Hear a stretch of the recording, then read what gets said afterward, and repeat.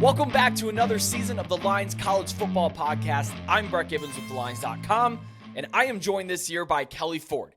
Kelley, thanks for joining me. What's going on? How are you? I'm doing great, Brett. We've done what?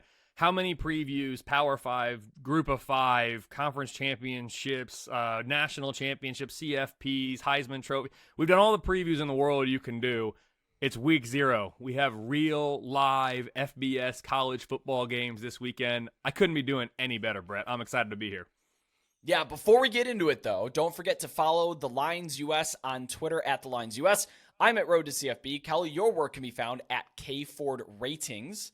We'll be here every week breaking down college football slates, individual weeknight games. We are now in season mode. We're not doing preview season anymore. This is real life football. We get to talk week 0 day. I'm super excited. I've already poured some fall beers. I'm very excited for those as well. Clear your calendars, guys. I'm so excited to be talking real life football games. So let's not delay. Let's talk the first one. The marquee matchup, I think, of this weekend, depending on how you look at it. We have Navy versus Notre Dame. Notre Dame, a 20.5 point favorite at the time of recording here, with an over-under of 50.5.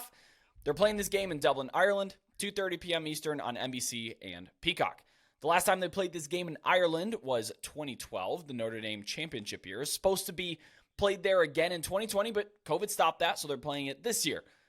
Now, do know, in the forecast, it's early, so this might change, so keep an eye on it. I don't know if this is going to change a whole lot, though. It's expected to rain Saturday. I don't think wind's really going to be an issue. I don't know if it's going to be downpours, but definitely keep an eye on that weather report as we get closer to Saturday.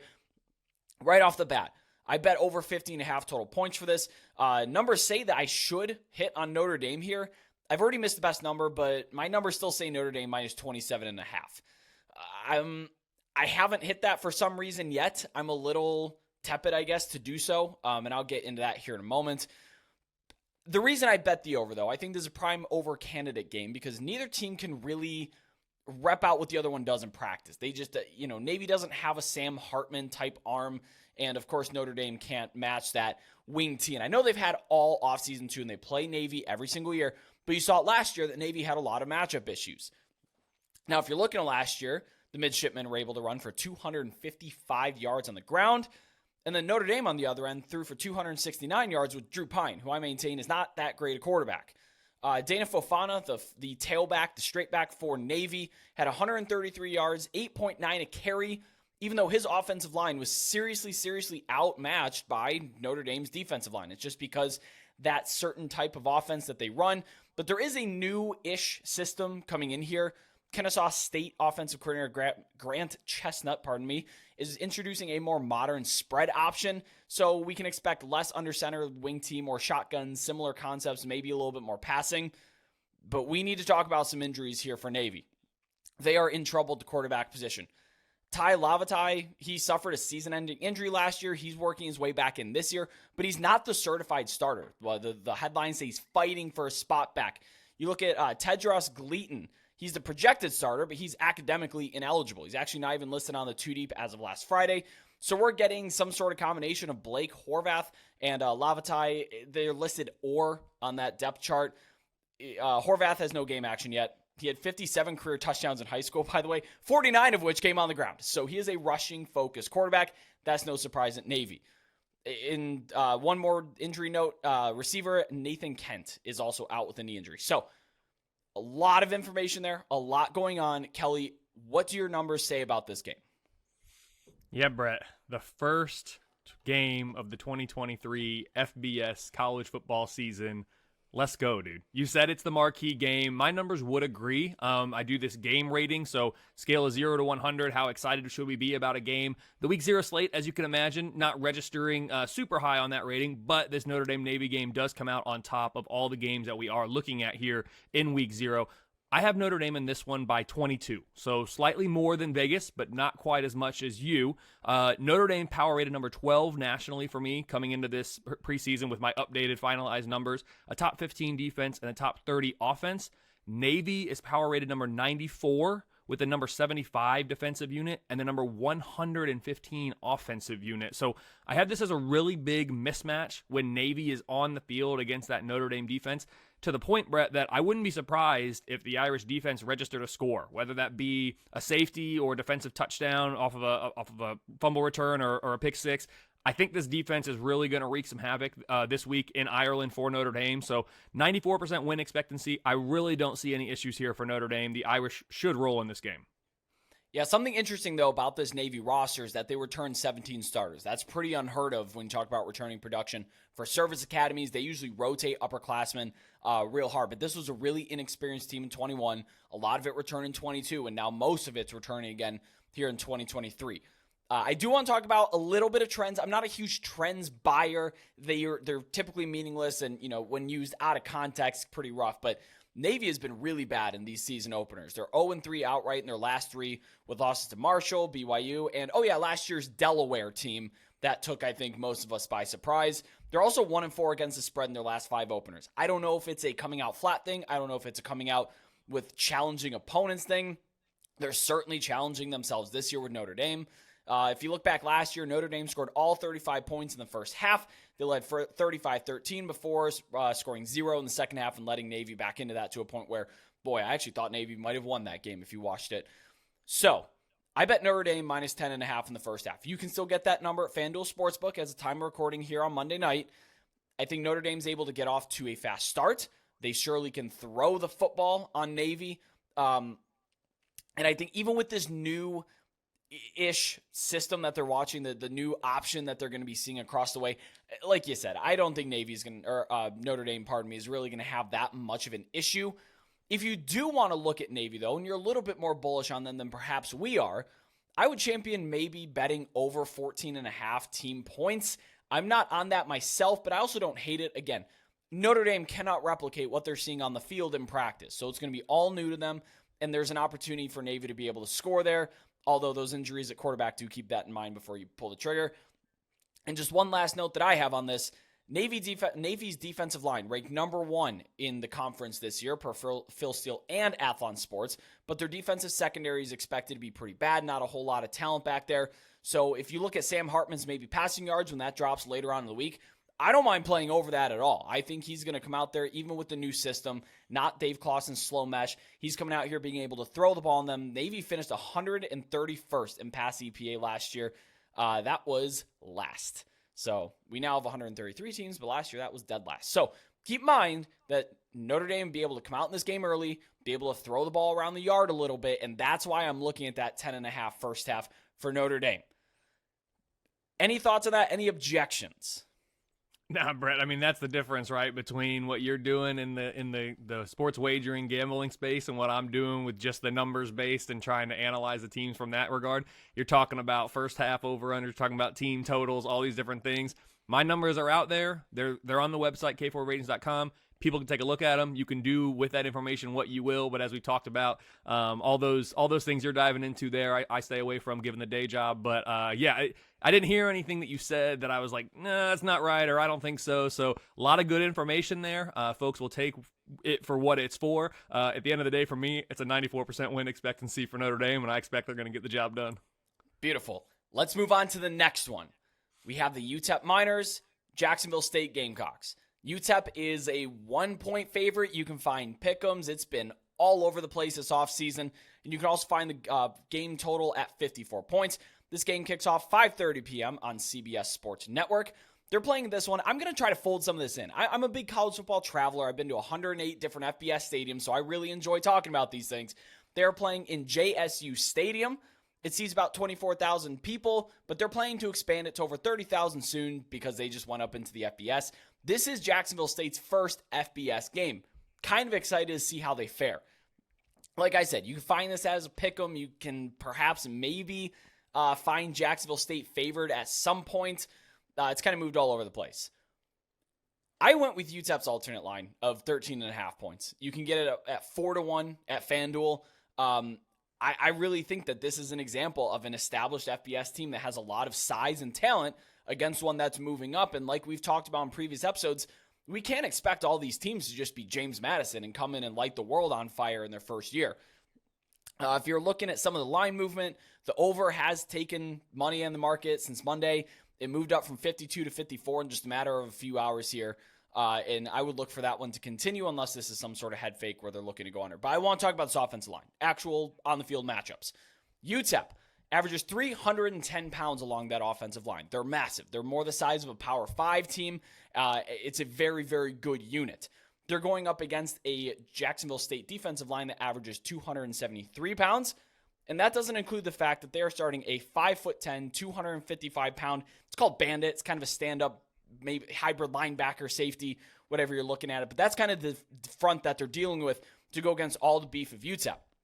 And that's why I'm taking this line and taking it to the highest, just under the highest alternate spread that I can get with 13.5. So keep that in mind. I think that UTEP could really run away with this. If you're looking at Jacksonville State's depth chart, you have Zion Webb. He's listed as an or with Logan Smothers. That's a Nebraska transfer, 3-star kid from the 2020 class. I know Zion Webb had some issues with NCAA eligibility, but he was the primary starter last year. So to see that or, which came in late, is interesting because Zion Webb, he's an athletic threat. His passing numbers weren't great, but he's still like the primary starting quarterback for Jacksonville State, and we see him with an or. So that gives me a little bit of shaken confidence on Jacksonville State and a little bit more confidence in taking alternate lines with UTEP. Yeah, man, I've got this as a conference game right out of the gate, right? Like, I love this. I'm very excited about this game. I have this game as a pick'em, so same as Vegas here, with a very slight lean to the Miners. I assign a 51% win expectancy for UTEP in this game using my most updated numbers here that I just finalized this week. I have this UTEP team power rated number 117 nationally, with the offense projecting to be 106 and the defense projecting to be 114. So, sub 100 in basically every category that we're looking at here. I'm projecting 5.2 regular season wins for the Miners with a 43% chance to go bowling. There are 4 more games after this one, which I said is a pick'em, on the schedule with a projected spread of a field goal or less. So I know it's only week 0, but a win this week against Jacksonville State could, at the end of the year, end up proving to go a long way towards bowl eligibility for this team, a team that reached 5 regular season wins last year. So it's too early to be talking about bowling, I know, but with so many close games for UTEP on the schedule this year, this is one that they're really going to want to get, I think, and with a chance to go bowling after not reaching that threshold last year. As for Jacksonville State, they don't need to worry about going bowling. As you mentioned, they are transitioning from the FCS, and while James Madison, you talked about them too, they gave us a little bit of a blueprint from a data standpoint last year, and they certainly overachieved expectations. They did much better than my numbers were suggesting, so I've learned from that. But this Jacksonville State team is still going to be difficult to project, more difficult to project than most probably, because of this transition from the FCS. Currently, I have this team power rated number 123 with a number 93 offense. So that's the best unit here of any of the 4 in this game. But the 132nd defense. That's second to worst in the entire FBS, ahead of only Louisiana Tech by my numbers. This should be a very competitive game. And like you said, I'm excited to see Jacksonville State and what they're going to be able to bring to the table here at the FBS level. I'm going to take UTEP in this game by the slightest of margins. Like I said, 51% win expectancy. So I'm leaning UTEP, even though they have to go on the road. But I am excited for this game. I would say this is a sickos game, but given some of the other games we have on the slate here, I don't want to say that for every game. So I'm going to hold on that. This actually is not for me a sickos game because how close it's projected to be and because of the excitement of Jacksonville State making that transition to the FBS. Yeah, when it comes to my numbers, my numbers are in step with you. They're in step with the market that I favor UTEP very slightly. The reason I'm going with this maxed out, quote unquote, alt line with them is because I really think that on the field, they match up very, very well against Jacksonville State. Again, UTEP has a pretty good defensive line too, athletic, that I think may be able to keep Zion Webb or whoever's running out there at quarterback in check. But, I'm kind of taking the advantage of the unknown with Jacksonville State. Like you said, they're a tough team to project in the numbers because they're brand new to the FBS. How does that translate? What do they got going on? So I'm hoping that maybe we can get UTEP to take advantage of that, how you have it, 132nd ranked defense, and see if maybe they can't score some points in the run game, control the clock, and get out of here with a 27-10 kind of win somewhere in there, where it may not be very high scoring, but that UTEP's in control of the game the whole time. So I'm disagreeing with my numbers. I'm disagreeing a little bit with the market, and it sounds like I'm disagreeing a little bit with your numbers. I think I'm a bit higher on UTEP than most, though. When you talked about sickos games, this might be the one that you're referring to. We're moving to the main event. It's on 7 o'clock p.m. ESPN, prime time, UMass at New Mexico State. New Mexico State is a recent 7.5-point favorite with an over-under of 45. They're playing this game at Aggie Memorial Stadium, one of the more interesting FBS stadiums, and it really fits kind of the Las Cruces area. It's a cool place. If you get a chance to, I would definitely recommend. This game follows up Mercer versus North Alabama out of the FCS. That's also 3:30 p.m. on ESPN. Now, keep in mind the weather here. We're dealing with a gigantic heat wave over the majority of the central country. It's going to be in the upper 90s when this game is played, tapering off because it's later, but just know that kickoff, it's going to be mid to upper 90s. That is something UMass is not used to. I don't know how many households even require air conditioning in the greater Boston area, but they're not used to these mid-level 90s. It's a 2,300-mile trek for UMass, and they're not exactly flying into an easy and out of major airport and travel destination. So keep in mind, heavy travel and heat's going to be an issue. And Las Cruces is also a very weird place to play. But UMass, in my power ratings, which are now finalized for the preseason, they're my lowest rated team by a field goal. It is not particularly close, according to what I have in front of me. Last year, they scored 13 or fewer points 9 times. But they do add 8 Power 5 transfers, so maybe stock up for these guys in the long term. If you look at the home field advantage, I usually default to Sagarin's ratings because he changed it throughout the season based on trends. Right now, he's giving me 2.2 points, so I make New Mexico State a 9.3 favorite, 9.5 points there. If you're looking at numbers between 7.5 and 9.5, they're pretty dead in the favorite category there. So I don't see a lot of value in betting this at the moment, especially since it is moving away from New Mexico State. If you're looking to bet the Aggies, I would wait for that to get to a square 7 or maybe even 6.5 if it will come in there. You're also looking at the market favoring the over, but it is bumping up against a key 45. That's the third most frequent total over the last 5 seasons. I'm very excited for the return of Diego Pavia, who ended last year on an absolute tear. He scored 13 total touchdowns in under 3 games. I say under because he had only 16 total opportunities against Valparaiso, a game that probably should have never happened, but it got them to a bowl game. The athleticism, I think, is enough to break the aggressive defense for Don Brown over on UMass. I think New Mexico State would be able to move the football on them. I don't see much of an issue there. This is another game that I'm considering taking an alt line on, minus 13.5. You can get it plus 146 or even 20.5 at plus 290. I love targeting these early season games where bad teams play extremely bad teams because that doesn't necessarily equate a close game in my mind. I haven't bet it yet, but it is something I am considering because I don't think UMass has a floor in how terrible this team might actually be. I think my favorite thing from all of that, Brett, might have been the comment about air conditioning in Boston homes. If I had to guess, I think they've got plenty of AC up in Boston. I've never lived there, so I can't say for certain, but I think it gets pretty hot in the summer. Certainly not going to be the level of heat they're experiencing at New Mexico State this weekend. That's for sure. It's interesting, too, that Sagarin changes his home field advantage throughout the year, kind of adjusting to it. I didn't know that before. I think that's really interesting and something to consider moving forward for those of us who make power ratings and have to, of course, account for home field advantage. So you said it, and I know I talked about it last game. This is a true sickos game to start the season. This is awesome. I'm excited. It's actually not my biggest sicko game of the slate, though, Brett. So let's come back to that one later. But this is a big sicko game for me. I have New Mexico State favored by 9, so slightly more than Vegas right there, what you were talking about too. New Mexico State, they're my number 126 team overall, number 112 on offense, number 121 on defense. On the other side, UMass is also my number 133 team, dead last in FBS right now. You say they're about a field goal worse than your number 132. They're about 2 points worse for me on a neutral field than FIU, who is my number 132 team at this stage of the preseason. UMass defense is number 116, and the offense is number 130. Make no mistake about it, these are not good football teams. But after 8.5 months without college football, I will 100% be watching this one. You said it's prime time, main event, ESPN. I will be watching it, and I give the Aggies a 74% chance to win this game. If this game wasn't week 0, I wouldn't be watching. But it is, and it's what's on, and I've got 5 TVs to get it all locked and loaded. It'll be on one of them. I don't know which one yet, but it'll be on one of them. I'm excited. It's college football. Beggars can't be choosers. Let's get it. Let's go. All right.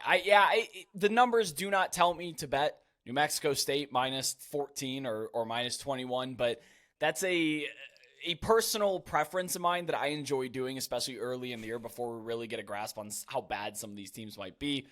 It may backfire. I may not even bet it. I'll keep people updated in our Discord server if they would care to join that. See my Twitter for a link. Now I want to talk about an actually genuinely good game that I'm excited for all of these, but I'm really excited for this one. We have Ohio at San Diego State. San Diego State is a recent 2.5-point favorite, and we'll get into why that may be soon, with an over-under of 49. Game kicks off at 7 p.m. Eastern on FS1 from Snapdragon Stadium. So new that you can't even find it on the Google Maps overhead. I think they still have Qualcomm standing there, which is certainly not still on that plot of land anymore. Quick shout out, by the way, to the Ohio Bobcats equipment team that loaded up a truck on Monday to drive the 2,300-mile trek to San Diego. That is a true cross-country road trip. I'm actually kind of excited for them. Even though you're hauling a massive tractor trailer, it's got to be pretty cool to see the entire country in one fell swoop like that. But you can't ignore the disadvantage that Ohio's at for that super long travel. San Diego, destination city, I get it, but that's still a very, very long trip for them. Fortunately, the kick is at a reasonable time, so we're not dealing with any internal clock stuff. That is something I look for, particularly when teams in the West go east and they may play at 8:30 a.m. Eastern. We have seen that. The reason this game is at 2.5 and not the 3.5, 4, 4.5 that has been at all the way, I think, up to 5. Curtis Rourke, prolific quarterback for Ohio, he will play. That news just broke on Monday. He tore his ACL in late November, but he will play in this game. That tells me that he is close to or at 100%. And hey, I'll take a 90% Curtis Rourke over a lot of quarterbacks in the country, including the one on San Diego State sideline. I actually bet Ohio +4 in July. I was following some of the tea leaves that Rourke may be good to go. There's a lot of optimism in his recovery. Compare that to the Cam Rising stuff that's been coming out where they have not been optimistic all off season long. So I did bet Ohio +4. Pretty happy about that. That number is not coming back. Sorry, that is not actionable information at this point. Again, if you're in a Discord server, you could have gotten that number back in July when I originally bet it. From the San Diego State side, can this new offensive coordinator, Ryan Lindley, he's actually their leading passer in program history. He's back as the offensive coordinator. Can he get things going the right direction? Shouldn't be that hard to get to. They played the 8th slowest pace to play last year, and they've been 100th or worse in seconds per play every year since at least 2015. That's when the statistics stopped going back that I could find. They're also 102nd in go rate in neutral situations on 4th down, just 18.4%. I think fixing those two things could really go a long way because San Diego State, pretty talented team. It's not hard to get talent there. Their quarterback, I think, is decent, and that I think they can fix the offense if they were to just pick up some of these, a little bit more aggressive, a little bit quicker. But I trust Ohio's offensive line a lot more in San Diego State's defensive line in this game as well. So I feel pretty good about Ohio at this juncture. My Ohio Bobcats, Brett. Of course, doing my graduate school in Athens, Ohio, I always have an eye on the Bobcats and how they're doing. You said it. This is a legitimately good game in Week 0 that I'm excited about as well. This is an intriguing game for Ohio, and they're coming off a season in which they were my number 4 biggest overachievers in the FBS, winning 3.8 regular season games more than I expected last year. I mean, they overachieved last year. Getting Rourke back at quarterback here for start of Week 0 is huge. I'm excited about this team. My numbers are pretty close to Vegas once again in this one. I have San Diego State by 4 points in this one, so I know that's what you got the line at in the summer. That's what my numbers make it right now. These teams match up pretty well, Brett, if you look at it. So I got San Diego State power rated number 82, while Ohio is power rated number 89. So not a whole lot separating them two there. I have San Diego State's defense at 52, Ohio's offense at 71. Ohio's defense at 117, San Diego State's offense at 110. So again, these matchups are very close. San Diego State has the slight edge in both of them, plus then the home field advantage. We talked about what Sagarin's doing earlier. That's how I arrive at a 61% win expectancy for the Aztecs in this game. But I would not be surprised at all if Ohio finds a way to not just be competitive and be there at the end, but to actually end up winning this game. San Diego State, if we look ahead, neither one is in a look ahead. They both got an FCS opponent in Week 2. But San Diego State, to me, I think they really need to get this game if they're going to achieve some of the things that they want, if they're going to be a contender in the Mountain West Conference this year. Ohio, on the other hand, they're a favorite in the East. This is a non-conference game. I'm not sure it has the same meaning to them. So I think San Diego State feels like they need this one more. And again, this is like talking playoffs in the NFL in Week 2 or whatever. Like I'm not trying to put a ton of pressure in a Week 0 game, but you only get 12. Like, there's only 12 games. This one counts as much as any of the others. That's why I don't want to overemphasize, but I do want to stress the importance of some of these games and what they mean to some of these teams in terms of trying to achieve what I think these teams have as goals for themselves by the end of the year. I think the market showed its hand in terms of Curtis Rourke and what he is to a point spread. It's telling me 2.5 points. Now, you talked about your numbers at this point, rating them where they do with Ohio and San Diego State. Did they change at all in reaction to the Curtis Rourke news, or is that something you have to manually adjust? Yeah, I was counting Rourke in the whole time. From the very beginning, I had him in. It's if he's out, I would have made an adjustment, and we would have seen a further differentiation. So I actually have it as 4 with the Rourke news. So I do my injuries and player availabilities a little bit different maybe than some people out there. I do it in a way that is most convenient for me and that takes the least amount of time while still capturing all of the relevant pieces. And again, some pieces aren't quite as relevant or important as others. A quarterback is very relevant, and so that's one that you're always going to keep an eye on. But I had assumed he would be in, and I'm assuming full production from what we've seen in the past. That's probably not actually the case. Maybe it is. Maybe he is fully recovered and he's going to be ready to go and all that. Anytime you're coming off of an injury, a significant injury though, and it's your first time back, I think we can expect maybe a little bit of rust or something like that. I'm expecting the full Rourke that we've seen before. His brother was actually the quarterback when I was there for one of my years in grad school, so very familiar with that family and what they got going on as I worked in the athletic department during my time in Athens. So I have that accounted for. It's going to be a good game, though. I'm excited about this one. I think Nathan works up in the CFL right now. I think he is, too. Good for him. What a good family. So if you're going off of Kelly's numbers, there is value right now, especially since you got under that 3 key figure. But if I'm looking to back San Diego State on spread here, I'm not betting it right now. I'm waiting until that number gets as low as possible because if you can get the 2, it's not a key figure, but it does help your case a little bit. So let's move on to the next game. We have Hawaii at Vanderbilt. Vanderbilt, a 17-point favorite at time of recording with an over-under of 55.5 points. This game kicks at 7:30 p.m. on SEC Network from a half-destroyed First Bank Stadium. It is not Vanderbilt Stadium anymore. They're currently rebuilding their end zones. It's going to look great, but in the meantime, they don't have end zones. So just keep that in mind when you turn on the broadcast and be surprised. This one I struggle with a lot. My numbers say Hawaii is extremely undervalued. They were at, I think, 20.5 at one point. That's been bet all the way down. I still only have Vanderbilt by 14 points. But I just can't fathom how Hawaii slows down anything that Vanderbilt does, especially when they're on the road here instead of at home. Last year, they allowed 63 points, 163 rushing yards, and 2 touchdowns came from Mike Wright, who's not on the team anymore. He's with Mississippi State. But Vanderbilt as a whole rushed for 404 as a team. 4 players scored on the ground. I mean, the Commodores, they're still an SEC team. They're a very low-level SEC team, but they're still an SEC team with SEC size and borderline SEC talent.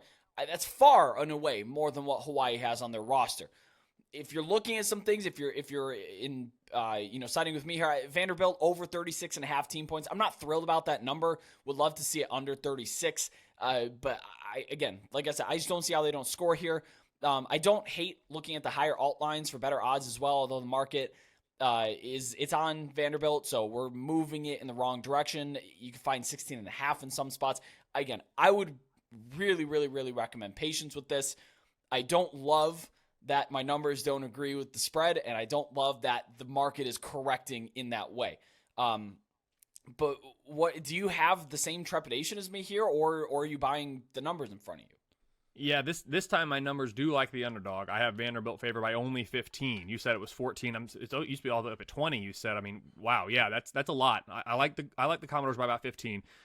The offense should be somewhere around FBS average for me coming into this year. I have them about number 64 in FBS. It's the defense that's concerning. I mean, this defense for me ranks number 106 nationally. And when you combine then what should be an average offense with a sub 100 defense, we're getting an overall power rating of about number 76 in the country for Vanderbilt.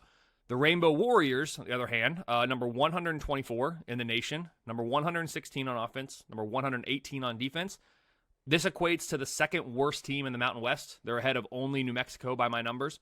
But because Hawaii is one of two teams, along with New Mexico State, to play 13 regular season games this year, there's still a 23% chance that they reach 6 wins. 4 wins is the most likely outcome, single outcome for me for Hawaii this year. Currently making Hawaii favorites in 3 games. University of Albany, New Mexico State, and at New Mexico are the only 3. So this one is the second largest projected underdog that I have for Hawaii all year. The game at Oregon, of course, in week 3 is much larger, about 33 points by my numbers right now. So to summarize it, I have the Commodores projecting as the worst team in the SEC, like you said, Brett, by a significant margin. I mean, it's about 9.5 points between Vanderbilt at 14 and the number 13 team in the power ratings from the SEC. But they're still the significantly better team in this one. I have an 86% win expectancy for Vanderbilt, and I expect them to get the job done here at home. So if we're looking at the issues with Vanderbilt, of course, you point out the 106th ranked defense per your numbers. They're going up against a quarterback on Hawaii, Braden Shager, I believe is how you pronounce it, who is just absolutely dreadful. 5.8 yards per attempt in his career, a 56.4 completion rate, 15 touchdowns, 15 picks. We're not dealing with a quarterback that I don't believe is capable of taking advantage of that 106 ranked defense. But if you're looking at FBS average offense, like Vanderbilt at 64, and then going against the 118th defense, this is why I have an issue backing Hawaii. I cannot, in good conscience, click on Hawaii or even believe that the numbers in front of me was saying 14 for Vanderbilt is really correct. I think it's a big risk taking a team that doesn't have the offensive firepower to take advantage of a bad Vanderbilt defense and surely doesn't have the defense of their own to slow them down. Maybe I'm living too much in the past. Tell me if I am, but I don't see how this is vastly different than last year's result.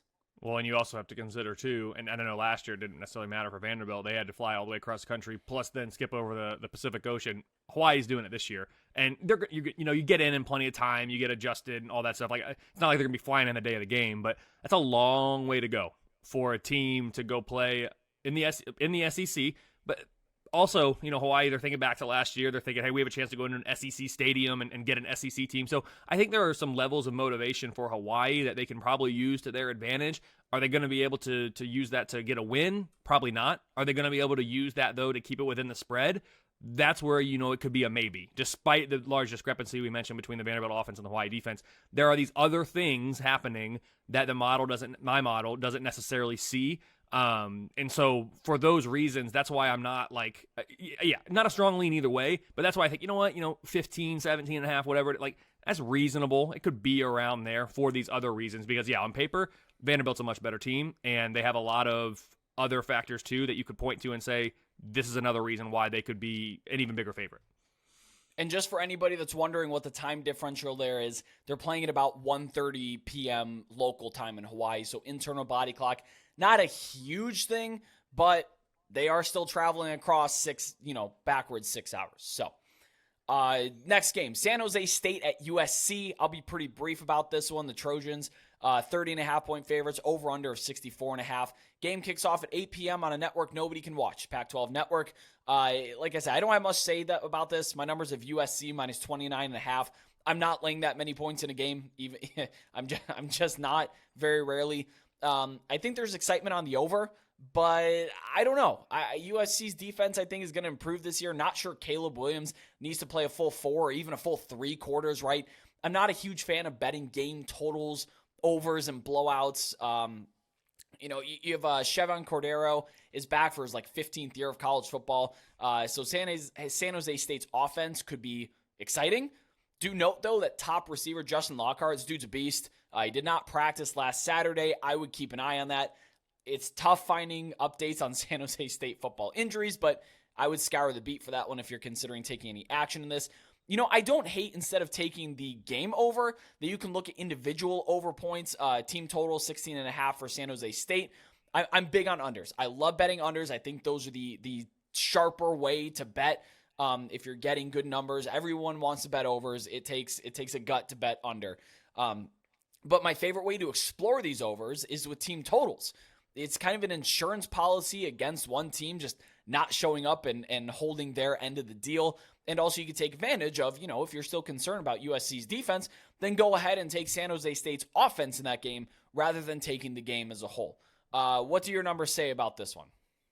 Yeah, I know you said you're a big unders guy, Brett. I think, and then you talked about totals there too. I think season win totals is another one where a lot of times unders the play because so many people want to bet an over on a team, and it's more exciting to bet the overs. That's in games, that's in season win, all that stuff, and so books know that, and I think it's just human nature to want to see points, to want to see wins, and all those things. So I think generally speaking, if you are on the fence on something, under probably long term consistently is the better play. If you're into that thing, that's just kind of an observation that I've made since I've been tracking this sort of information because it does help inform my numbers at various points throughout the process. So just a anecdotal note there from someone who doesn't bet. I'm sure people don't care about that. So for my numbers though in this game, you mentioned it. It's a bummer this game's on the Pac-12 network. It really is. The only good thing about the Pac-12 looking like it's going to dissolve here sooner than later is that we can finally be rid of the Pac-12 network. Like, that's the only positive I can find about all the bad things going on with the Pac-12 in today's August 21st, 2023 college football. But I'm with you. Let's not overthink this game. I have USC as the number 8 power-rated team in the nation. The offense is projecting number 2 behind only Ohio State. And while I do have concerns about this defense, I've talked about this with you before, Brett, on our previews. It's currently ranked in the mid-50s. It's not going to be a problem this week. I like the Trojans by 27 points at home against the Spartans here. San Jose State, for me, number 93 team in the preseason power ratings, number 91 offense, number 93 defense, very balanced team in terms of, efficiencies of the offense and the defense relative to each other. It's the largest projected spread of any game this season for San Jose State. And I expect, you said Caleb Williams might not need to go all 4. He might need to go all 3. This game could be over by halftime, like in terms of actually putting the result of the game, the decision of the game, the outcome to bed. So San Jose State, they host another Pac-12 team in week 2 when Oregon State comes to town. In week 1. It's their second game. In week 1 when Oregon State comes to town. So that's perhaps the ones where the Spartans might steal a win. It's unlikely, but perhaps. I'm not seeing it in this one. I have USC with a 97% win expectancy, and like I said, could be over by halftime. Get used to that, Trojan fans, in the first half of the season. I'm going to be saying that a handful of times. Let's just wait for the second half of the season for USC fans before you guys really get going in the 2023 season. We have 2 more games on the slate. And for those keeping track at home, you may be saying, but wait, there's only one more FBS versus FBS matchup. We still have 2 more games on the slate to talk about. Let's talk about that final FBS matchup. That is Florida International FIU at Louisiana Tech. Louisiana Tech is a 11-point favorite at time of recording with an over-under of 58.5. Game kicks off at 9 p.m. on CBS Sports Network. This is the kind of game I live for. The CBS Sports Network late kick. There may be, 6,000 people in attendance. They're playing this one at Joe Elliott Stadium in Ruston. If I pronounce it wrong, I'm very sorry. I actually like the stadium a lot. It's one that I have visited. Ruston's interesting, but the stadium itself is very nice. Really good thing this game's being played at 9 p.m. 105 is the forecast high in Ruston, Louisiana that day. We are still going to be talking about in the high 90s, maybe even still at the heat index of 100 when we're talking about 8 p.m. local for this game. So keep that in the back of your head. We will revisit it in a minute. Louisiana Tech's backfield is pretty banged up. They're starting running back Marquise Crosby. He will not play. He's injured. Backup Tyree Shelton, who would, I'm sure, shoulder most of the load. He is also questionable. Louisiana Tech took most of the money in this one through the preseason.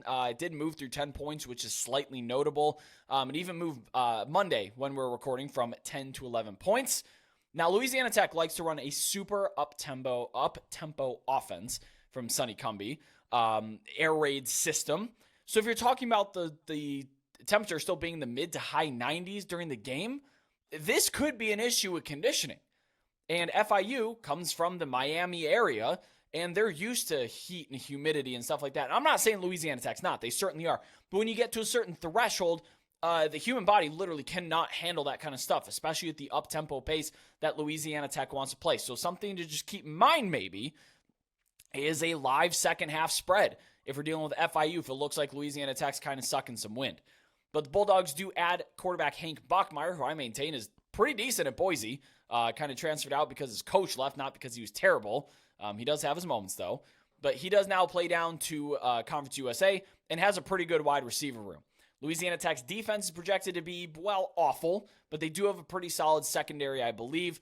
And if you're looking at the totals, considering the total 58.5 sits under key number 59, which is the fourth most frequent total in the last 5 years, but it is above the eighth most, or 58, which is the eighth most. So if you can look to see if you can hit that 58 or lower, I don't think the under is going to be a really exciting bet in this, so I don't think it's going to move. But I would probably buy the over at that point in the game. What do your numbers say about this just dynamic matchup? Yeah, Brett, another Conference USA game to wrap up FBS play in Week 0 on CBS Sports Network. This is my number one sicko game of the week. We've got a K Ford projected game rating here of a 25, which is slightly worse than the 26 of UMASS, New Mexico State that we talked about earlier. So I have Louisiana Tech as the number 3 team in Conference USA with a 31% chance to reach the conference championship game, and they get to ease into the season with a home game here against FIU. Louisiana Tech power rated for me, number 101. The offense is projecting as number 70 nationally. That's number 2 in the conference behind only Western. The defense, on the other hand, I think I mentioned it earlier, currently projecting absolute dead last in FBS, 133 out of 133. So while Western and Liberty are the 2 overwhelming favorites in the conference by my numbers at this point, if the defense can just not be terrible, if the defense can be better than 100 nationally, this team could challenge for a spot in the conference championship game. I do believe that. FIU, on the other hand, power rated number 132, second worst in the FBS ahead of only UMass. Offense is number 117. Defense is a dreadful 131 ahead of only Jacksonville State and Louisiana Tech. We're talking about a lot of these teams at the bottom here in Week 0. That's why we've got this sicko theme going on.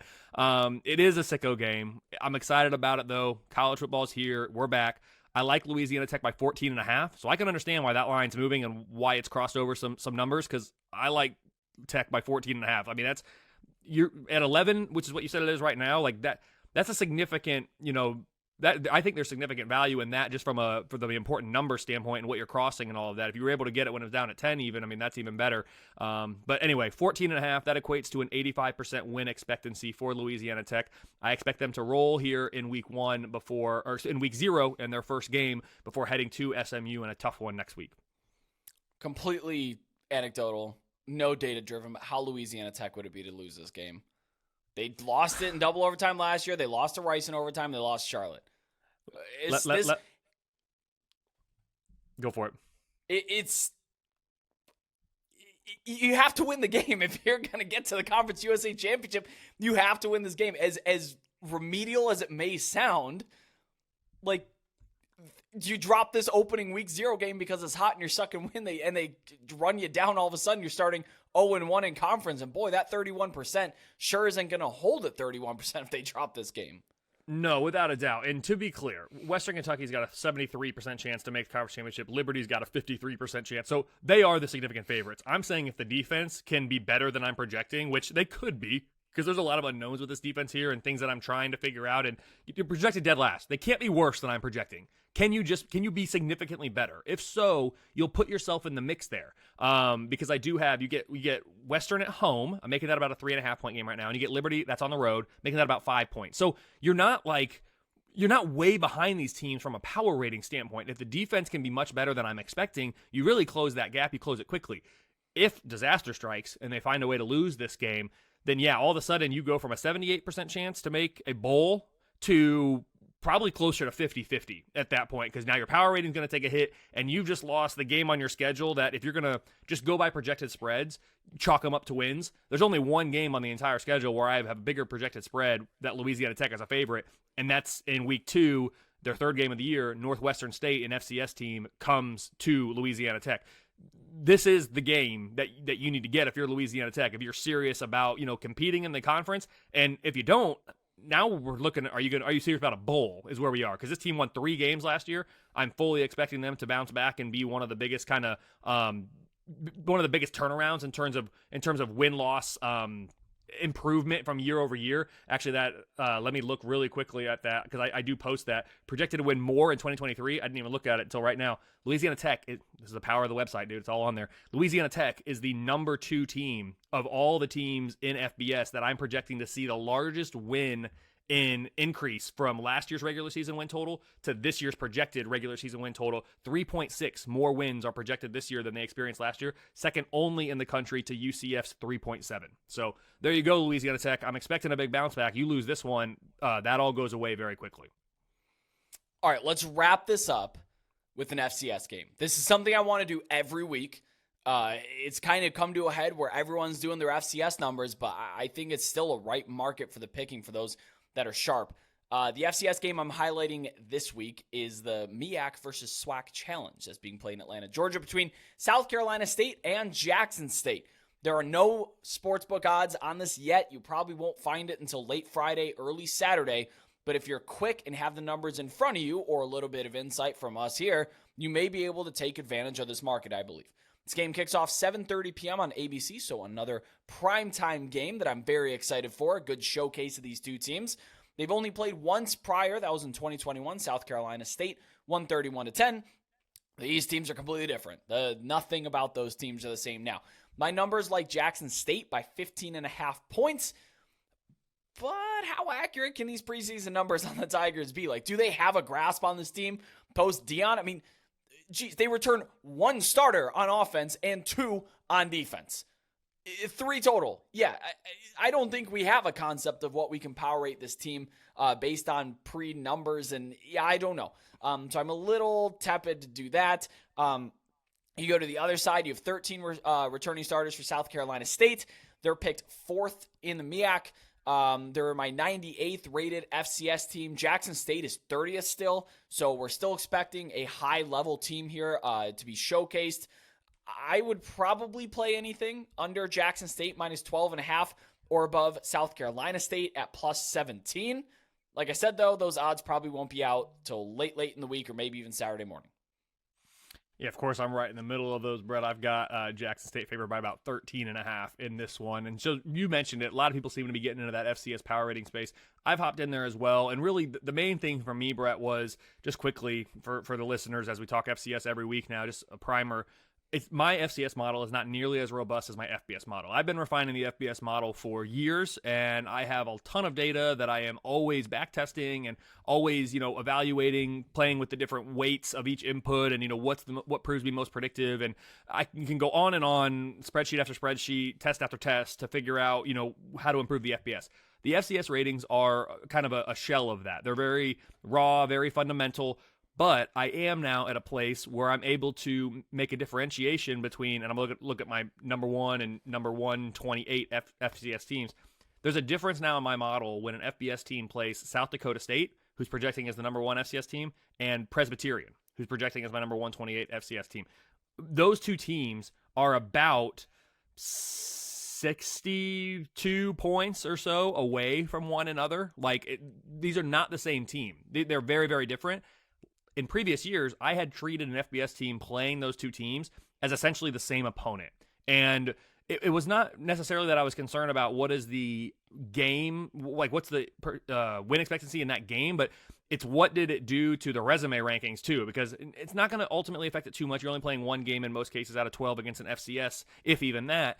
But it's better to give the appropriate credit and differentiate within the FCS ranks for that FBS team in terms of, yes, their projected spread in the game or whatever, but also the resume ranking credit that they're going to get. So I have a fundamental FCS model. It is not nearly as robust as FBS. That's the takeaway here. But using that, I am able to get Jackson State favored by 13.5 points in this one. So I'm excited about our FCS segment every week. Maybe talking about one of those games, break out the FCS model here and give you a quick spread. I won't go into all the details of it every time, but I wanted to this time since we hadn't really talked FCS yet.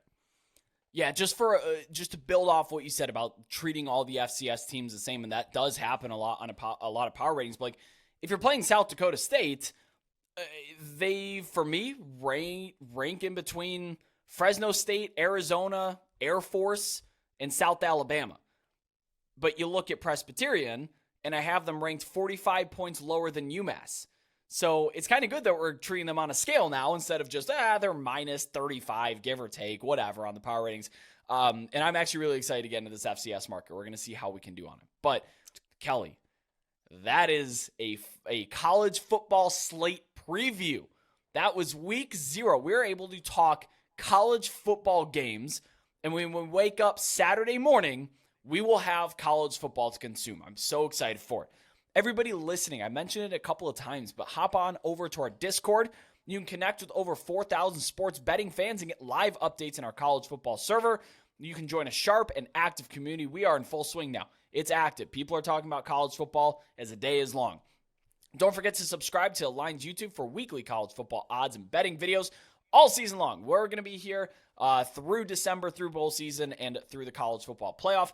Subscribe to us on your podcasting app of choice, be it Spotify, Apple Podcasts, Google Podcasts, whatever you're listening it to, and drop us a good review if you like the show. 5-star review is going to help us grow and reach new fans. Kelly, before we get out of here, though, please plug your numbers and where everybody can find them. Yeah, for sure, Brett. I'm excited about this year. It's going to be a lot of fun. You can find me on Twitter at KFordRatings. I just updated the preseason numbers. They are now finalized. Updated the website, kfordratings.com. It's got all sorts of things on there. Basically, I'm using that to talk during these podcasts. So the things that I'm talking about on the podcast, the things that I'm referencing anytime I'm talking college football, most of it is stored on the website, and you can find all that for yourself on your own time, kfordratings.com. So Week 0's here, man. Let's do it. Let's have a great year. Nothing like the first weekend of college football to get us going. It'll be over before we know it, so let's enjoy every single week. Thank you, everyone, as always, for watching. I am Brett Gibbons. That is Kelley Ford, and we will see you all next week.